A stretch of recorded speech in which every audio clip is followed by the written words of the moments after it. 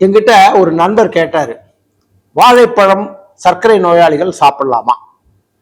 இது உங்களுக்காக doctor Bhuvaneswaran BSc சிறப்பு மருத்துவமனை. இப்போ என்ன அப்படின்னு பார்த்தீங்கன்னா, வாழைப்பழம் அப்படிங்கிறது பொதுவாக சர்க்கரை நிபுணர்கள் எல்லாரும் சொல்வது வாழைப்பழம் சாப்பிடக்கூடாது. நானும் அதையே வழிமொழிகிறேன். அதாவது பழுத்த வாழைப்பழங்கள் கண்டிப்பாக சாப்பிடக்கூடாது. ஆனால் அதில் ஒரு சின்ன ஒரு நல்ல விஷயம் ஒன்று உங்களுக்கு சொல்கிறேன். கிரீன் பனானா, அதாவது நம்முடைய பச்சை நிற வாழைப்பழம், அது பழமாக இல்லாமல் மிக காயாக இல்லாமல் சிறிது பழுக்கும் தருவாயில் உள்ள ஒரு ஒரு அதை கிரீன் பனானா அப்படின்னு சொல்கிறோம்.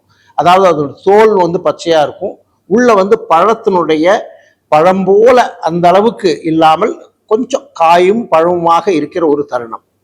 இந்த பழத்தில் பார்த்தீங்கன்னா மிக மிக முக்கியமாக அதில் ஸ்ட்ராங் ஸ்டார்ச் என்று சொல்லக்கூடிய ஒரு சிறப்பான ஒரு கார்போஹைட்ரேட் உள்ள இருக்கு.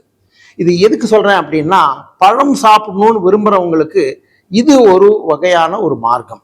ஆனா முக்கியமா உங்களுக்கு நான் சொல்ல விரும்புறது என்னன்னா, இதை அளவாக சாப்பிடலாம்.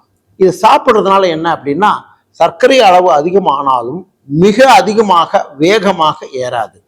இரண்டாவது, இதனுடைய கிளைசீமிக் இண்டெக்ஸ் என்று சொல்லக்கூடியது 50க்கும் கீழே இருக்கிறதுனால இந்த ஸ்ட்ராங் ஸ்டார்ச்னால அவர்களுக்கு பெரிய உபாதைகள் வராது.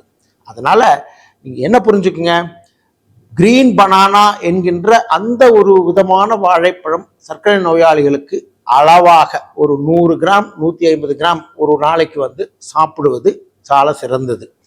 மறுபடியும் சொல்றேன், டாக்டர் புவனேஸ்வரன் சொல்லிட்டாருன்னு காலையிலேருந்து சாயங்காலம் வரைக்கும் வாழைப்பழத்தை சாப்பிட்டுட்டு சர்க்கரையை ஏற்றிட்டு வந்தீங்கன்னா வெளியில் இருக்கிற சர்க்கரையினுடைய மருத்துவர்கள் எல்லாம் என்ன திட்டுவாங்க. அதனால உங்களையும் பார்த்துக்குங்க, என்னையும் காப்பாத்துங்க. புரிஞ்சுட்டீங்க இல்லையா? வாழ்க வளமுடன்.